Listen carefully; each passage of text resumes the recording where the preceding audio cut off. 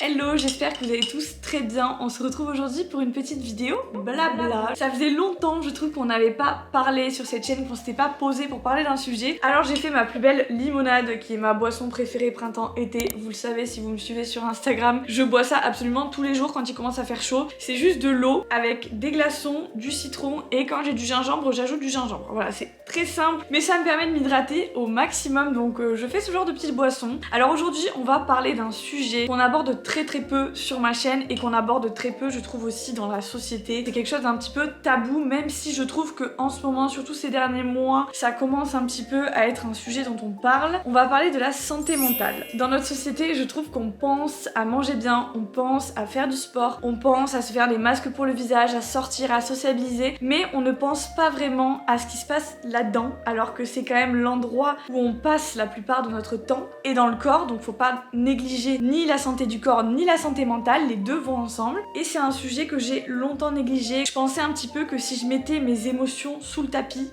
en gros, que je n'y pensais pas et que je laissais de côté mes bad moods, ben ça allait partir tout seul et que c'était juste des phases en gros. Je me disais que j'avais pas besoin d'en parler, que j'avais pas besoin de poser des mots en fait sur ce que je ressentais. Grosse erreur, puisque ces 2 dernières années, après tout un temps à se négliger, à ne penser qu'à faire du sport, bosser, productivité, parce que c'est vrai que de nos jours, ce qu'on voit sur Instagram, c'est il faut être productif, comment faire pour que toute ta journée soit organisée, comment faire pour réussir dans la vie, tout ça. Et c'est vrai qu'au fond ça met une certaine pression et on se concentre pas sur l'essentiel, je trouve. Je me suis retrouvée en fait au plus bas. Je vais pas parler de dépression parce que j'ai pas envie de poser ce mot sur ça, parce que je suis pas allée voir quelqu'un et que je pense pas que ce soit ça non plus, mais c'était juste une longue période en fait où je n'allais pas bien. Quoi qu'il se passait dans ma vie, tout était vide et il n'avait aucun sens, je n'avais aucune émotion malgré que j'ai un bel appartement, un petit chien, un chéri que j'adore, que tout se passe bien, que ma famille soit en bonne santé, tout ça, je me sentais toujours mal. Et d'un côté je me sentais pas légitime d'être mal parce que j'avais tout ça, mais ça ne s'explique pas. Petit à petit ça s'est tourné un petit peu en crise d'angoisse. Je faisais des crises d'angoisse tous les jours. Avant j'ai toujours été quelqu'un de plutôt un peu angoissé, mais là c'était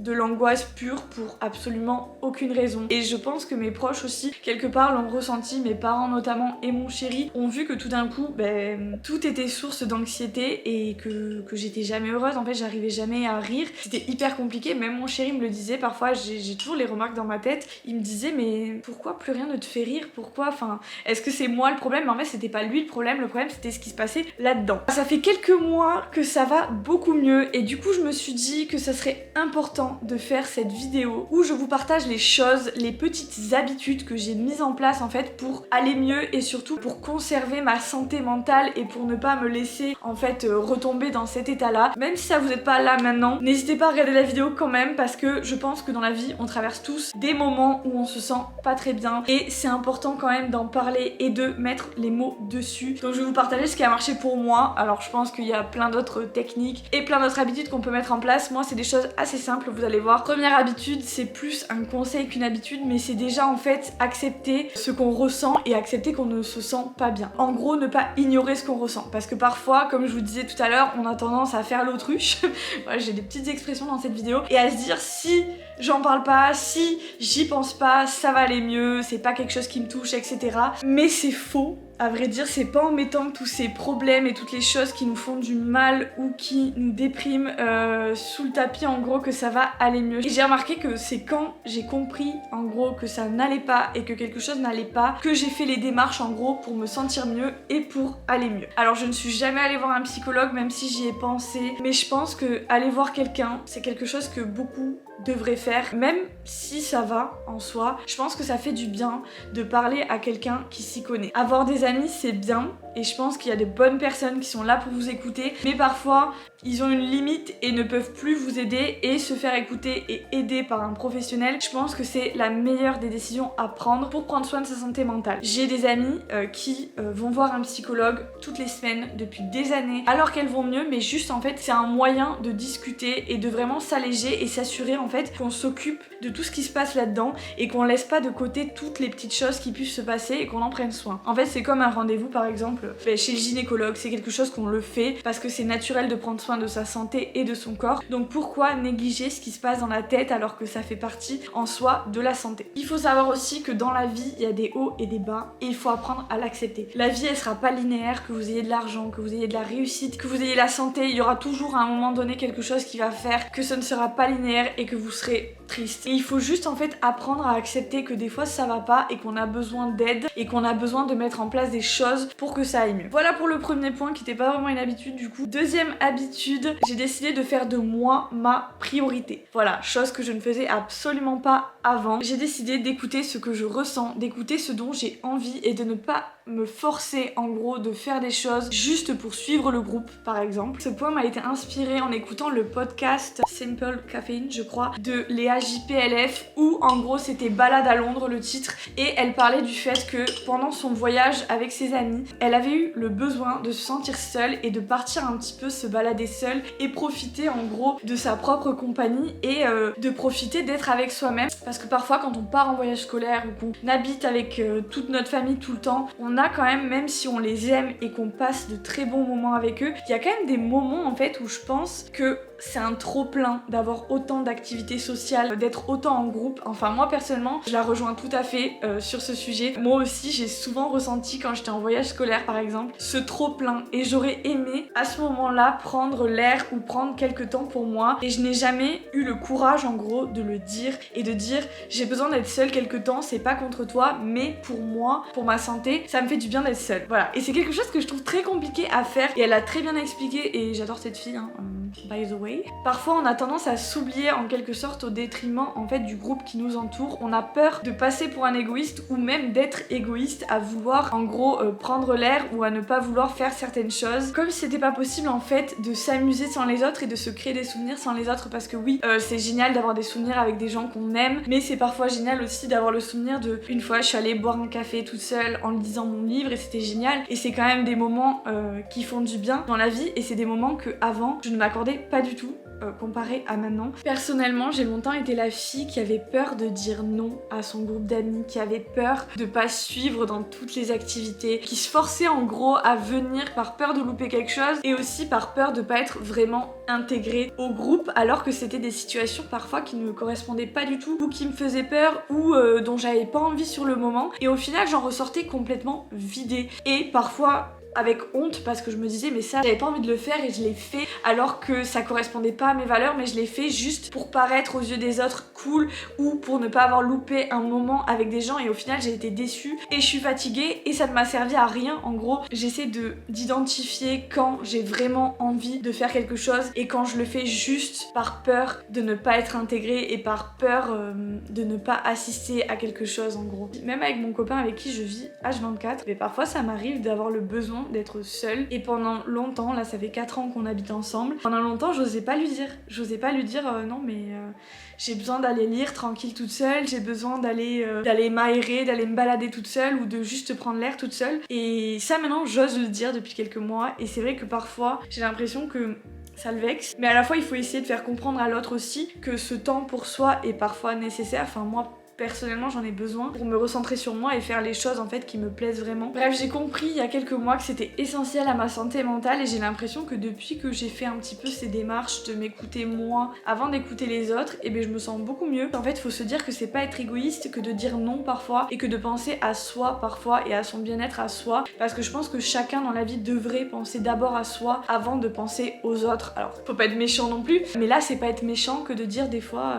non j'ai pas envie de sortir, j'ai besoin de me reposer, j'ai une longue semaine, j'ai pas envie de faire ça, non cette soirée me correspond pas, non j'ai pas envie de boire de l'alcool. Chacun a le droit de faire comme il veut et il faut être en adéquation en fait avec ses valeurs et avec ce qu'on veut être et ne pas paraître juste cool quoi. J'espère que je suis pas trop partie loin dans ce point parce que j'ai l'impression de m'être éparpillée. Troisième habitude, j'ai mis en place en gros une petite routine self-care pour mon mental. Alors ça se compose en 3 étapes, alors je le fais tous les soirs et quand j'en ressens le besoin, donc peut-être le matin en me levant parfois, prier ou méditer pour les personnes qui préfèrent méditer. méditer, lire et écrire. Donc c'est 3 choses qui sont vraiment sans distraction, c'est-à-dire qu'il n'y a pas les réseaux sociaux autour, il n'y a pas les écrans autour, c'est vraiment toi avec toi-même. Donc pour le côté prière, ça peut être de la méditation, ça peut être très bien aussi de méditer. Le but en fait c'est surtout juste prendre le temps en fait de se recentrer sur ses pensées, sur l'environnement autour de soi, sur son souffle, sur la gratitude qu'on peut avoir, sur les petites choses du quotidien. La gratitude, c'est quelque chose qui m'a beaucoup aidé à me rendre compte en fait de la chance que j'ai et de toutes les petites choses du quotidien, parce que c'est vrai que dans le quotidien il y a pas mal de mouvements, il y a pas mal de choses qui se passent, on a le travail, les réseaux sociaux, on a plein de choses, ça bouge sans arrêt et ça fait du bien de juste prendre une pause avec soi-même et de se rendre compte vraiment des petites choses qui nous entourent, des petites choses de la vie, parce que c'est vrai qu'on s'en rend jamais compte. Parfois on passe des années avec des personnes et on se rend pas compte en fait qu'ils sont vraiment là. On passe notre vie avec eux, à vivre avec eux, mais on prend pas soin d'eux, on se rend pas compte de la chance qu'on a. Et profiter des petits bonheurs simples comme ça et s'en rendre compte, c'est un moment que je prends quand je fais ma prière ou quand je médite. C'est un moment qui est très important et je trouve que ça aide beaucoup. Lecture, pareil, j'essaie de lire quotidiennement, donc tous les soirs et parfois le matin. C'est pareil, c'est mon moment de pause, hors des écrans, hors des réseaux sociaux, je mets tout de côté, je me plonge dans mon imagination, je me plonge dans l'histoire et j'oublie tout le reste et ça fait vraiment du bien parfois de prendre ce temps de pause hors des écrans. J'ai dû me décaler un petit peu parce qu'il y a le soleil qui tapait sur la caméra et je pense qu'elle menaçait de s'éteindre à tout moment. Donc on coupe tout ça, on redécale. Je sais plus où j'en étais. Ça me met en fait dans un bon mood de lire. Et en fait c'est un petit peu comme se plonger dans un film. Alors voilà, il y a des personnes elles préfèrent regarder des films ou écouter des livres. Moi personnellement c'est vrai que le format livre ça me plaît bien. Ça me permet aussi d'approfondir mon vocabulaire. Et c'est une habitude que j'ai repris depuis 2 ans et qui me convient très bien. Côté écriture je suis un petit peu moins régulière. On va dire que j'avais fait le journal The 5 Minute Journal pendant quelques mois et au final j'ai un petit peu laissé tomber. Et je me suis dit que finalement je préférais le côté écrire quand j'en ressentais le besoin, genre écrire mes pensées, écrire tout et n'importe quoi en fait. Et moi quand j'étais adolescente et même quand j'étais petite, genre de mes 8 ans je crois à mes 18 ans, je tenais un journal intime et c'est vrai que je me souviens qu'à l'époque ça m'aidait énormément à gérer mes émotions, ça m'aidait énormément quand j'avais des bad moods de tout écrire sur le papier. Voilà, quand je me faisais larguer ou quand j'avais un moment dur, que je me disputais avec ma mère, je mettais tout sur le papier et c'est vrai que ça m'aidait beaucoup, donc c'est quelque chose que j'aimerais reprendre un peu plus assidûment parce que j'ai l'impression que ça fait énormément de bien. Donc quand j'en ressens le besoin, mais pas en mode obligatoire, parce que j'ai l'impression que le côté du The 5 Minute Journal c'est un petit peu trop la discipline qui est mise en avant dans le fait de se lever, d'écrire, de lire, de machin, tandis que écrire quand on en ressent le besoin, ça devient un peu plus bien-être en fait et un peu plus santé mentale. Le côté productif de tout faire tous les jours, la même chose, les habitudes c'est bien, mais je trouve que c'est un peu poussé à l'extrême parfois, voilà. Après ça peut être plein d'autres choses, je vous ai donné 3 exemples qui fonctionnent pour moi, 3 choses que j'aime faire, mais ça peut être aller faire une balade. Moi je sais que de temps en temps j'aime bien aussi aller me balader avec un petit podcast dans les oreilles, ça fait du bien. Voilà, ça peut être tout et n'importe quoi, regarder une série, méditer, faire du yoga, faire de l'exercice. Moi vous le savez, je fais aussi de l'exercice, je vais à la salle de sport tous les jours, mais c'est vrai que pour moi c'était pas vraiment un côté bien-être mental. Ça me fait du bien et je pense que si j'arrêtais, je me rendrais compte à quel point ça me fait du bien et à quel point j'en ai besoin, mais c'est plus un côté défouloir qu'un côté apaisement. Et tout ce qui compte en gros c'est que vous vous recentriez sur vous-même et pas voilà, pas faire la même chose que tout le monde. C'est pas parce que moi j'écris, je lis, je prie que vous devez faire la même chose. Moi je vous donne mes idées, vous testez si ça vous plaît ou non et vous trouvez votre chose à vous qui vous fait du bien. 4e habitude qui est pour moi très très importante et qu'on ne fait pas assez de nos jours, ne pas se comparer, surtout sur les réseaux sociaux. La société fait que telle ou telle personne a la vie parfaite en face de nous, donc c'est un petit peu compliqué quand on est au plus bas, qu'on n'est pas du tout productif, qu'on fait pas grand chose, de voir que les gens ils accomplissent des choses magiques. Moi des fois je culpabilisais quand je voyais des filles de 25 ans de mon âge qui avaient déjà des enfants, qui avaient déjà leur business, qui avaient de l'argent, qui avaient plein de choses qui leur réussissaient et moi en gros je me levais le matin et j'étais juste déprimée en fait de voir ça. Il faut juste changer je pense la façon dont on voit les réseaux sociaux. Il faut passer de l'autre côté et voir en fait que ce n'est pas la réalité. Voilà, premièrement, tout ce qui est sur les réseaux sociaux ce n'est absolument pas vrai. C'est un moment pris en photo à un moment donné de la journée d'une personne pendant une semaine à un moment donné. Donc en gros, s'il faut la fille, elle a pas une vie parfaite, s'il faut la fille, elle est juste allée boire un café ou elle est partie en voyage pendant une semaine après avoir économisé des années et des années, elle a fait plein de photos, on sait vraiment pas ce qui se passe et même si la fille elle vit à Bali et qu'elle vit un petit peu sa meilleure vie sur les réseaux sociaux, ça veut pas dire que dans sa tête ça va, ça veut pas dire que sa santé va bien, ça veut pas dire qu'elle a pas perdu un proche, ça veut pas dire que tout va bien en fait. Donc il faut arrêter de se comparer parce qu'on a tous une vie différente, mais je pense qu'on a tous des hauts et des bas et qu'on a tous des problèmes à notre échelle, voilà, des problèmes différents, mais on a tous des problèmes. Je parie d'ailleurs d'ailleurs qu'il y en a beaucoup qui, en regardant mes vidéos ou en regardant mes stories, ces 2 dernières années se sont dit waouh, mais elle a une vie de fou, on dirait qu'elle travaille jamais, elle vit dans un autre pays, son appartement il est trop beau, elle a un petit chien machin, alors qu'au final je n'allais pas bien dans la réalité. Peut-être qu'un jour vous atteindrez la plage à Bali, que vous serez encore moins heureux que vous l'êtes maintenant. Enfin, je sais pas comment vous expliquer. Et deuxièmement, c'est pas en se comparant qu'on va atteindre ses objectifs. Donc si tu rêves d'aller à Bali, de vivre à Bali, de faire telle ou telle chose, il faut que tu te donnes les moyens d'y arriver par toi-même et il faut pas en gros se comparer et jalouser les autres parce que c'est pas ça qui va faire que tu vas atteindre l'objectif que tu rêves d'avoir en fait. Bonjour.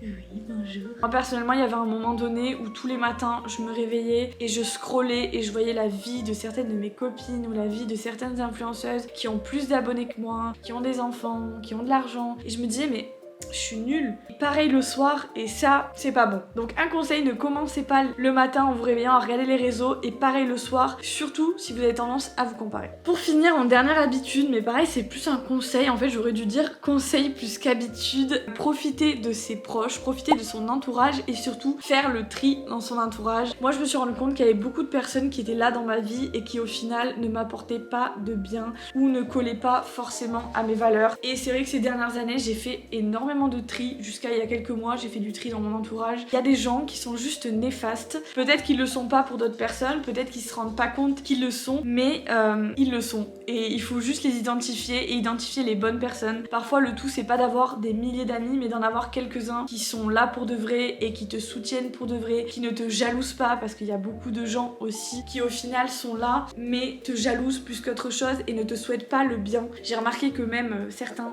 amis n'ont pas vraiment envie de te voir réussir et dès que tu réussis, alors t'as ceux qui servent de toi et t'as ceux qui s'éloignent parce qu'ils sont jaloux quelque part. Tous les gens qui apportent de la négativité, ça sert à rien de les avoir dans vos vies. En gros, toutes les personnes qui ne te tirent pas vers le haut et qui ne t'apportent rien de positif dans ta vie, pourquoi les garder dans ta vie? Pourquoi perdre du temps? Pourquoi perdre de l'énergie? Parce que parfois il y avait certaines personnes, je les voyais et au final après j'étais fatiguée, j'étais vidée de mon énergie et parfois j'ai l'impression que même ces gens ont fait quelque part que ma santé mentale n'allait pas. En soi c'est pas leur problème à eux, c'est plutôt mon problème à moi de les avoir acceptés pendant si longtemps dans ma vie et d'avoir accepté qu'ils me donnent toute cette négativité en fait. Une fois que cet entourage est trouvé, il faut apprendre juste à le chérir et à se rendre compte qu'ils sont là, à être là aussi pour eux et surtout se rendre compte qu'ils sont là et qu'on a de la chance, avoir de la gratitude d'être entouré de bonnes personnes et bien choisir les personnes qu'on veut dans son entourage. Voilà. C'est sur ces mots que va se terminer cette vidéo. J'espère qu'elle vous aura plu, qu'elle vous aura aidé. Je l'ai pas trop préparé donc j'espère que c'est pas trop freestyle mais je pense que c'est un sujet que j'avais envie d'aborder depuis quelques mois et je suis contente de l'avoir fait. N'hésitez pas dans les commentaires à me partager votre expérience à vous, les choses qui vous ont aidé à vous à prendre soin de votre santé mentale et à la conserver. Et voilà, ça me fait toujours plaisir d'avoir vos retours, vous le savez. N'hésitez pas aussi à vous abonner. Il y en a beaucoup qui regardent mes vidéos et qui ne s'abonnent pas et vraiment plus un abonné ça m'aide vraiment. Et bien j'ai plus rien à dire je crois. Du coup on se retrouve la semaine prochaine pour une nouvelle vidéo. Ciao.